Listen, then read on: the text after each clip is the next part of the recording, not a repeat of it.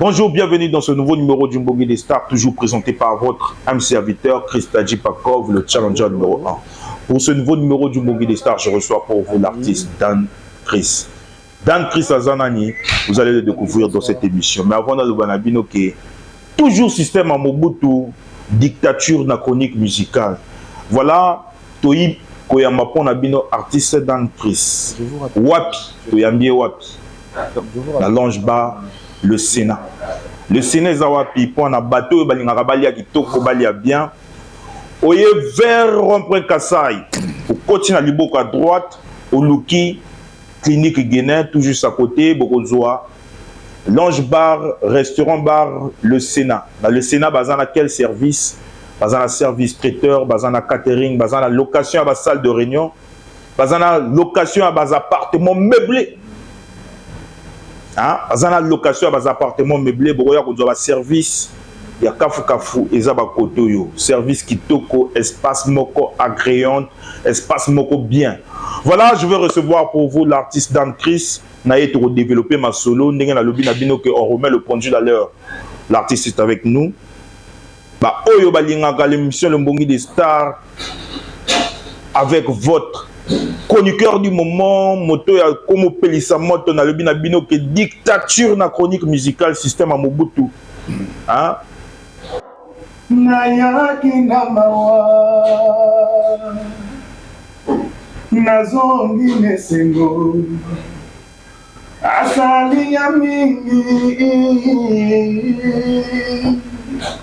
minyangwa malunga kutikati nanga koakamisanga Voilà Oyo Kilo Embo ya Dan Chris Mikolo bazobenga ba voix commerciale Vakumeza. Dan Chris, bonjour. Bonjour, le grand Mbongi des Stars. Ouais. Je m'appelle Christadji Pakov, ça va? Vous à l'aise? Nous à l'aise d'être un film. Calmez-ça. En tout cas, d'être un film. Voilà, vous avez une émission, le Mbongi des Stars, avec le chroniqueur du moment, Christadji Pakov, le challenger number one, celui qui vient remettre le pendule à l'heure, il y a chronique musicale à Congo. Je le confirme avec force. Voilà. Omemeni Bissonini. Bon, ben,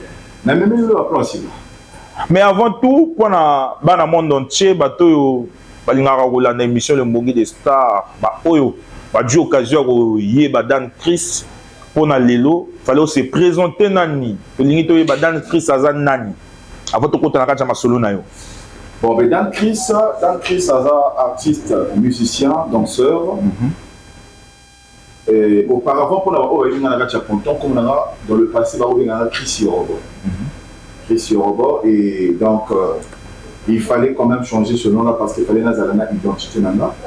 Et au fur et à mesure, le public a adopté, nous appelons ça comme Dan Chris Lion d'attaque. Donc à l'époque de Chris Yorobo, Lion d'attaque, on est l'accinini. On a aux autres mots, ça bon mon anani. Lion d'attaque, malamongo Lion d'attaque. Aux autres, ça bon mon anani. Mais Lion d'attaque. Pourquoi les noms agressifs comme ça? Bien sûr. Mais oui, vite. Naracha Zamba, nana la roi. Naracha Zamba. Banzika malamongo roi. Voilà.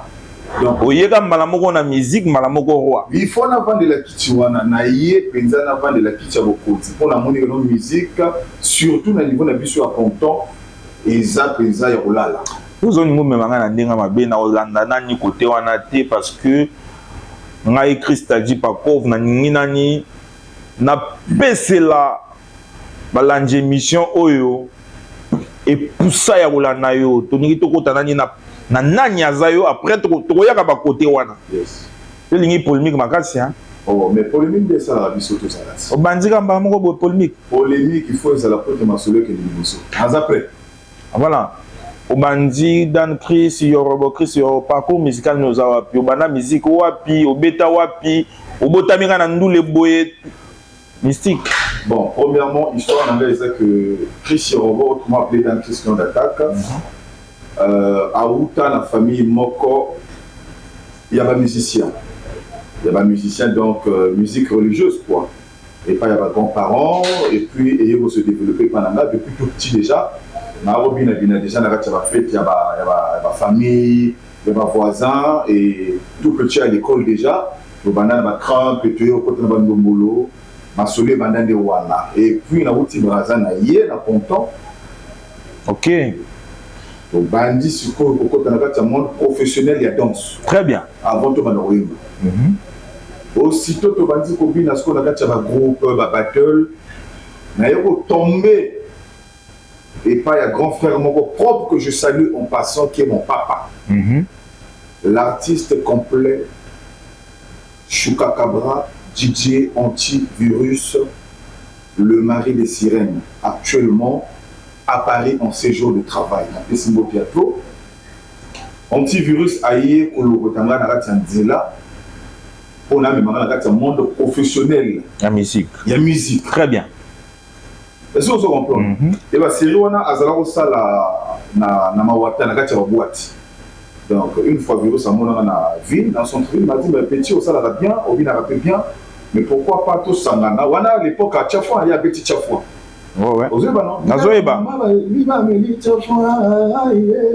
Et comme ça les côté le voilà. Donc dans ma petit amour, il y a pourquoi pas tout sangana? To kolisa et kolonabiso. Bien. C'est là où j'ai décidé de le rejoindre. Donc mon pays a un concert, un succès ayé, danse, et puis formation dans l'amour de Yembo. Parce qu'il avait découvert qu'il a un talent européen au Yemba. Voilà, un talent au Yemba.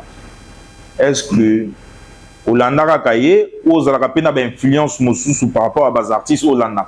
Yoka Mingi Nani, et Nani peut appeler ça Poussa, Yagoyemba Pene Mozo Yemba. Naza a influencé les artistes et le monde. Des artistes comme Singila, des artistes comme Greg David, des artistes comme Michael Jackson, Baba, bon chanteur, et puis des animateurs et Bella, Bill Clinton. Na lignée na yo. La lignée la génération là. Ouais, on s'inspire à Mingi na na. La génération là, on s'inspire à Mingi na Bataïka. Parce que ce sont des artistes très mélodieux. Parce que artiste, il faut pas vraiment un artiste qui a l'animation, à la rumba, que à gros alana amour il y a musicien le bataille parce qu'il ne faut pas le osa très spécial. Osa animation, mais osa qui n'est pas ma chanteur animateur. Donc na yo ka bango tout pour na peine dans moi sel, cube, piment, et ça va bien tout ça. Mais quel style yo salaka vraiment? Pour toi, il y a style na yo zani. Na salaka afro décalé et bendé. Les arts concept au manazoni manamboka. Afro décalé et bendé. Donc dans la zone afro, il y a de l'afrobeat à l'intérieur, il y a du coupé, décalé et bendé wana. Et zani wana la rumba. Rumbis lisusu. Rumbis lisusu. Et vous n'êtes pas papa donc on met ça. Voilà. Vous avez organisé des nini, na espace style belé ni wana, vous s'organisez à nini. Mais la seule chose pour nous s'organiser, c'est le travail. Quand on ça la séance de répétition, il y a la séance de tout ça là, les autres ont une chant. Chant, pour ça la rumba. L'objet répétition toqué na animation. Le doigt na toqué na danse. Et on essaye d'écouter un peu plus de tous ces styles-là. On a épaissé moins mélodiquement bien quoi. Voilà. Donc un artiste chanteur, quand on dit un artiste, auteur, compositeur, chanteur, c'est quelqu'un qui n'a pas de limite. Sauf le bina ça la rumba, à la rumba. Le bina ça la afrobeat, je te fais de l'afrobeat. Décalé, comme il y a moins des auteurs pour qu'on a bon la mission on le fait. Voilà. C'est comme ça que je m'organise. C'est grâce au travail et au métier.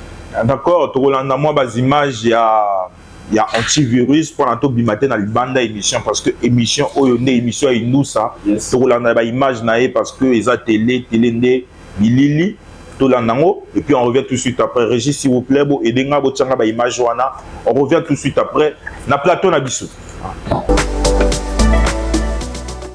Le tour est normal, bonjour 2025, l'artiste complet antivirus, Chouka Cabra, le mari des sirènes. Habib Ngila, le président de la Chine. Matteo Djibon, je les toi. PDG Donald Mopa au Québec. Pedro Bironda Petit Jésus, champion Guédan, le mari de la viande. DG Fina MM et Gaga. Ben Bosei Toumaye, la président. Eric Ibebe, président. Rokoto Kole, le Yedosiama, Bébé tout. Des caca et ben du souple, je chopais pas bisou. PDG Betty vraiment ya sale ninyo mwana ngana solo la gabeya yura te kamona nzambele loya koma wape poti virisenga kumbala kumba biranda bienanga umasa te depela erevina batsutu baba tsutu feti buluku yesa kozonga mokoro ninya yesa kozonga mokoro ninya mamusa motamelina yesa kozonga mokoro ninya ya motema papa belfi yesa kozonga mokoro ninya bereja belfi yere ngata ye Pasuka, Ningana, Telema, Elarate, Pasuka, Ningana, Telema, Elarate. Chasse médias, cerveau penseur, Moro bien le grand Mopila, Donald Mbele. Pasuka, Ningana, Telema, Elarate, Pasuka, Ningana, Telema, Elarate. Steve Boraba, Susoba Bamboshi, mon ami, maître de grand, le papu solo Mofongue. Toi, quelle issue, on appelle ça Belé.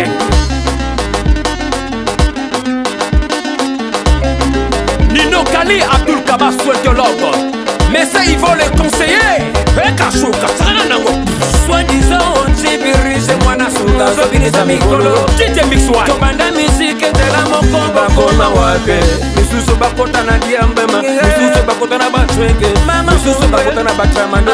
Misusu na basi ya nyumba. Misusu bakoma na bombe. Yango bakoma ko bombe. Ese wana nefote na ngate. Eza likambo ya souffle Lauréat Tamuza Saba pungolele Pasa kuso sera bini Saba koka namba Bambalele le mwale mama Yotobina chile Honorable Christy Fort Yotobina chile Fernando le requin Marisa Paba chile Chile Yotobina chile Babebe balela chile Yotobina chile Jamba Pungwela vida nekati Emilo serera marena Chile Tosakana chile Chile Tobina chile Yeba jeri balela chile Apele balela chile Balele chile Bakonsoso balela chile Kotonuna desusu Yeza kozonga mokoloni Melo se akopiali Yeza kozonga mokoloni Mamosa motamelina Toza de retour sur ce plateau improvisé à l'espace le Sénat na artiste Dongele Masolo. Appréciation na yo ya game ya musique lelo eza deni. Qui fait bien en tant qu'artiste en ce moment par rapport à ma style aux Osal à Congo. Bon ben coup de chapeau d'abord na master na biso to bana niveau baza. J'ai comprendre que vous travailler dur parce que vous avez bénéfice. Donc, artiste, le rôle va faire un scène à Vazo Salabien. Tidian Mario, à Vazo Salabien. Diesel Gucci, à Vazo Salabien. Vraiment, ça va démarrer. Vous avez tellement trop belé. Vous avez quelle relation avec Bandero Moussou sur la musique? Vous avez quelle relation? Surtout, ma grosse tête, il y a musique. Au Vazo Benga Afrobeat. Au Baboté, musique Rumba Lelo. Moi, il faut parce que c'est eux à la une. Vous avez quelle relation avec moi? Bon, ben, j'ai de très bonnes relations. Hein. Il y a un master de Banda Masolo ensemble, Kala. Sauf que. Nelson Banda Masolo Kala. La master a 12 mémoires. Ah bon? 12 mémoires. Je salue en passant à Brazzaville. Banda Master Nama. Tidian Mario, Master Nandaï, Banda Kala. Ouais. Mais et ça là on est un peu au top. Yo vendit toujours moi Sima. Il y a quelque chose qui manque. Qu'est-ce qui ne va pas? Non mais et ça là on va bien. Il y a les camotés que non on a Sima. Et l'eau connaît l'eau que ça n'a pas mon lango. Ça fait na ton lango. Les lots sont moninga zui. Il faut que tu aimes beaucoup. On veut apprécier. Pour te lober ça eu. Et vous avez ta fair play hein. Moi ta polémique. Moi fair play. Non, on a souvent même la fair play. La fair play. Il y a peine un artiste mais sous peut te partir après ça bien t'es. Surtout on va le révéler mais boulot est senti. Ah bon? Ah surtout dans les voies qu'on a. Parce que belé. Alors révéler mais boulot est senti. Mais bango on a. Bazo tiana mon salaire liboso. Moins de polémique. Donc, je ne peux que le dire, coup de chapeau à eux. Hein. Par rapport à ton retour sur scène, on est classé dans quel niveau? Premier, deuxième, troisième? Est-ce que vous avez challenger le rôle en aïe, ou récupérer le plan? Dans le niveau à pointe noire, dans le bien au bien. Yozo Tingama, niveau Pointe-Noire, donc niveau le Congo, rien. Bon, ben, il faut défendre notre ville côté de la ville océanique avant la Matapona. Parce qu'on a vendu dans la ville océanique. Donc, au lieu de globaliser, il faut globaliser parce que c'est ma musique, et ça va être plomo, donc au Babanoyo, Pointe-Noire. Ce qui veut dire que Bagoyo côté, Braza, Bagoyo, il faut nous. Dans premier thé, dans la dernier thé, dans la Katikati. Parce que tu sais bien, au Bazo Salabien. Surtout au niveau à Braza. Tout à l'heure, le but que Outaki Kozala dans le mouvement, il y a antivirus que je salue. Ça te fait quoi durer na eto asali na poto wana? Et ozala ki kuna, est-ce que longwa ou ozaka kuna? Na longwa te parce que na kati ya groupe ya l'artiste complet antivirus, ozala auto bengi la Shuka Gang et la Shuka Love. Ya basi na mibali. Et la kati ya Shuka Gang, tozala ba fanatique bazana kati, tozala ba président de biso et puis tozala ba artiste musicien. Il y a Shuka Gong, il y a voilà donc. Ils ont un label. Ils ont un label. Vous avez un label, il y a Shuka Gong. Mais au moins, vous avez la carrière solo. Solo indépendant. Ce qui veut dire que quand j'ai des réactions, dans la activité la Shuka Gong m'accompagne, me soutient.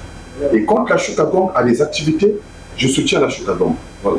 Mais qu'est-ce qui te motive d'abord, Yakozala Yomoko, alors que Bandero Moussous Baza, Bruko Sangana 2, 4, 6, mais nous, on a la carrière solo Yomoko. Ozomana Teresa, moi, pour Makasi. Mieux vaut être seul mieux vaut être seul que mal accompagné. Voilà.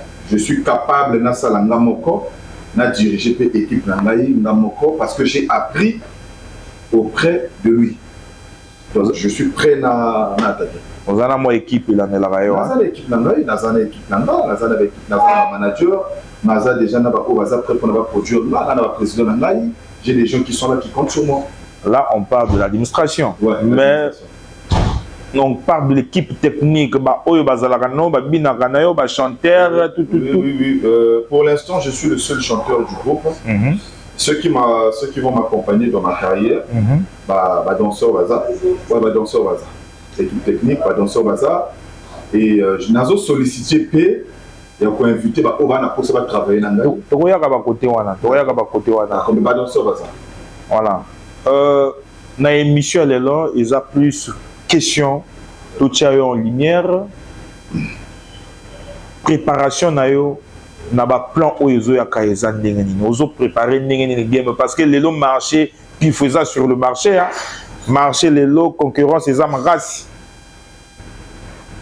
yoko ya na quel état d'esprit ya kolongola baninga ou état d'esprit ya ko créer moi place na yo au sala pe cop na ndenge na yo nazoyana état d'esprit ya ko créer nazoyana état d'esprit ya ko confirmer place na ngai na kati ya ndule ya Congo na ko créer en côté il faut na confirmer en parce que les comédiens peuvent être révélés.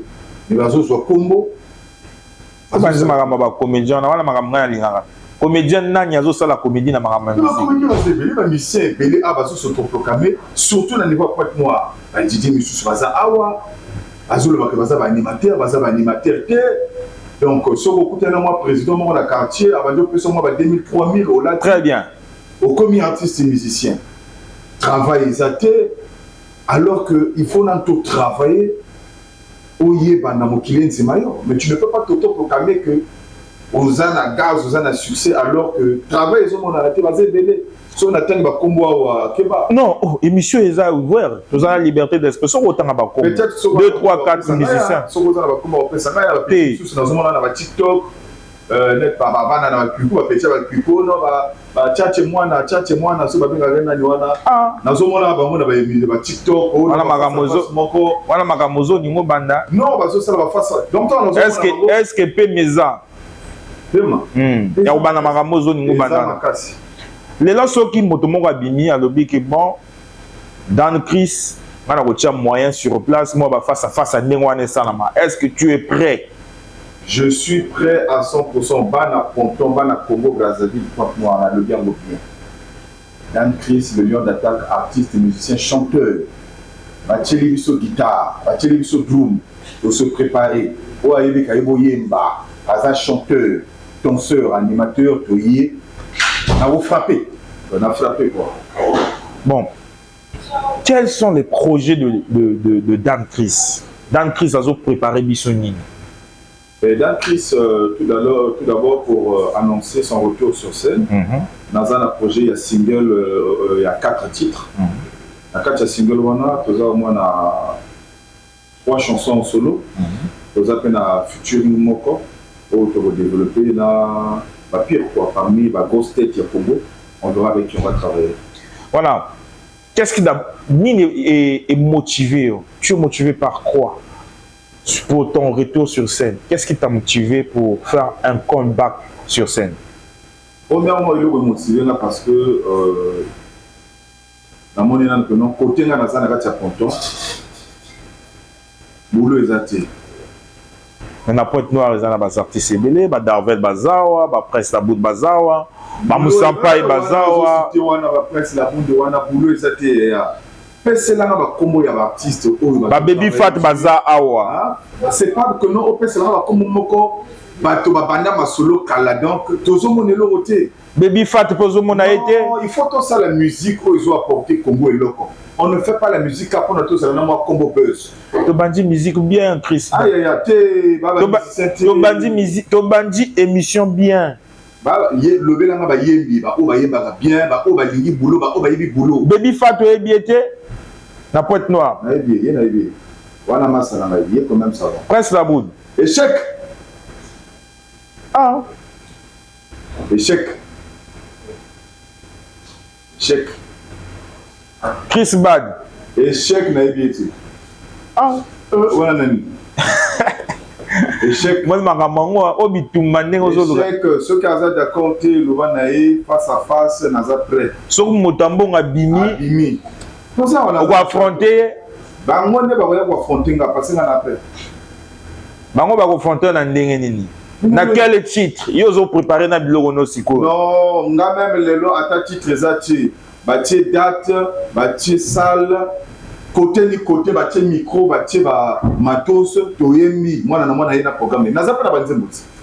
Na banzembo kala na sala. Nazo renouveler, nazo actualiser.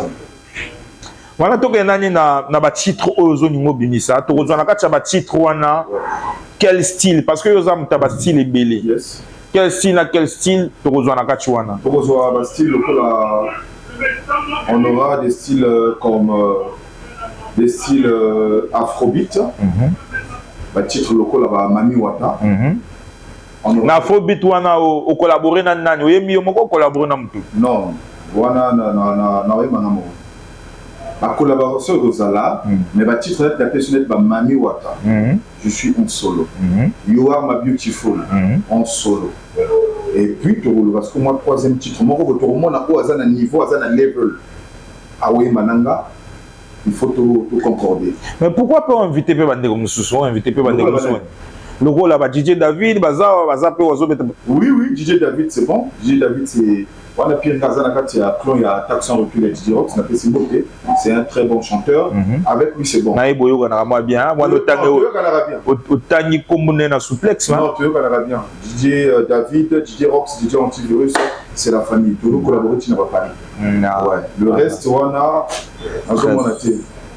Nazo monate ponte na la comédie. Il y a un mot sur nous les na brasé zo kendi liboso.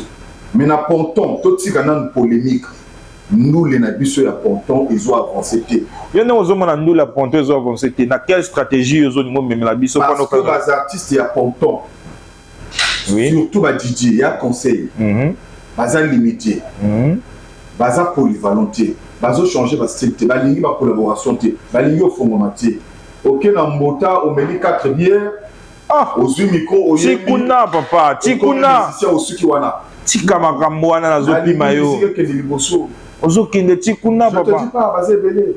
Ah, tout ça, nous les tout collaborer, nous les qui vraiment, dans Chris Kanaboy, Mindono, dans l'émission, Oyo, comme Mangana Nzelo Zo Memate. Comme Baloba nous les églises, j'ai l'habitude de dire que ce que moi, je profite de l'occasion pour nana.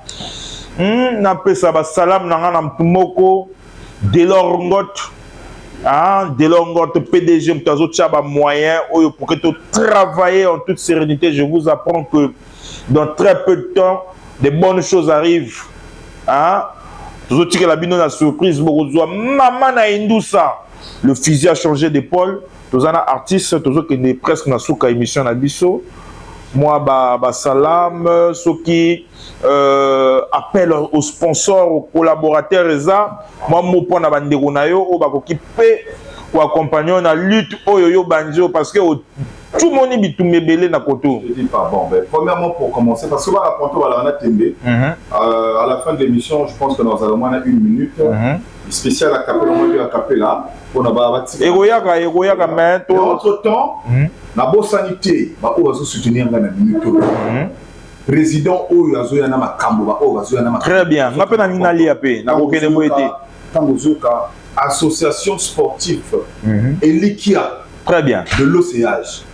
Le président Roland Ipari. Roland Ipari. Yende Assini Masolo.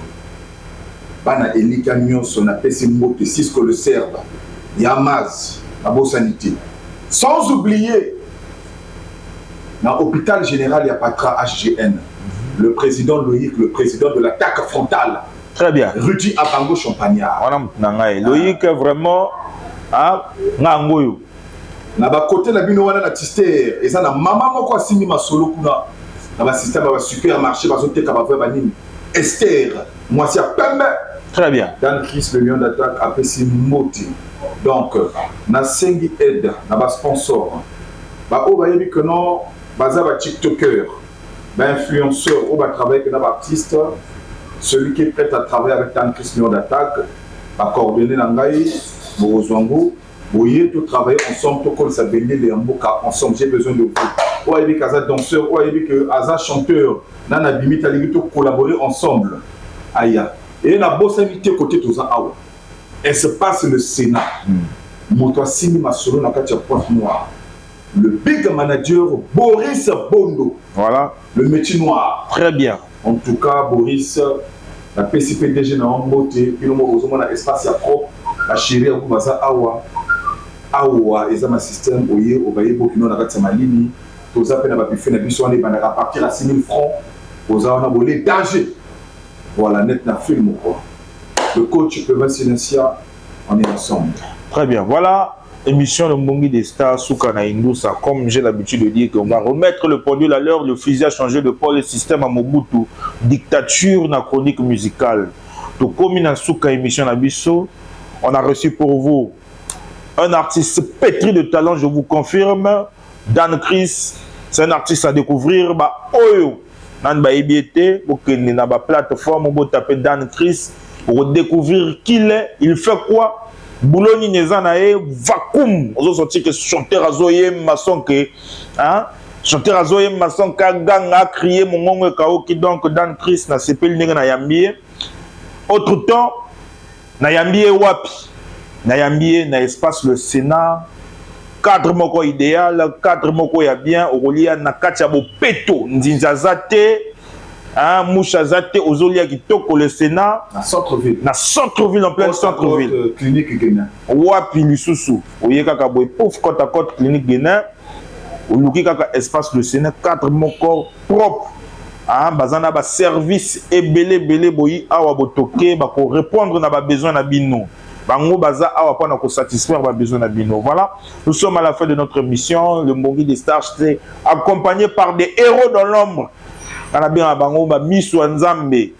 Prochainement vous découvrir bango, c'est une équipe très jeune, dynamique. Toujours pousser ba jeune ba travailler. Mosaleza sous-souté na mibangé jeunesse ne makambo. Voilà, nous sommes à la fin de notre émission. Ils ont télé temps, ils attendent la télé. Dan Chris, Nayambio Lelo, tu repères ça, moi, Kapele Goyaka. Vraiment, porte à émission, le Mbongi des Stars, ils ont polé les ponayo.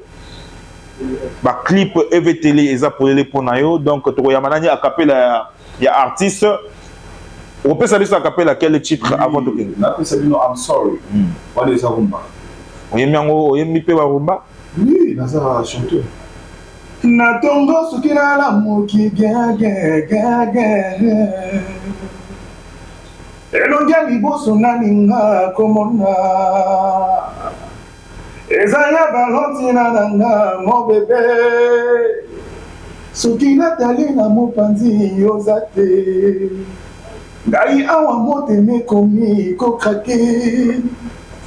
S'il te plaît chérie, reviens-moi na wana sambwe ata na bibli komama tolingana mpona yo nakoboma moto baby give me.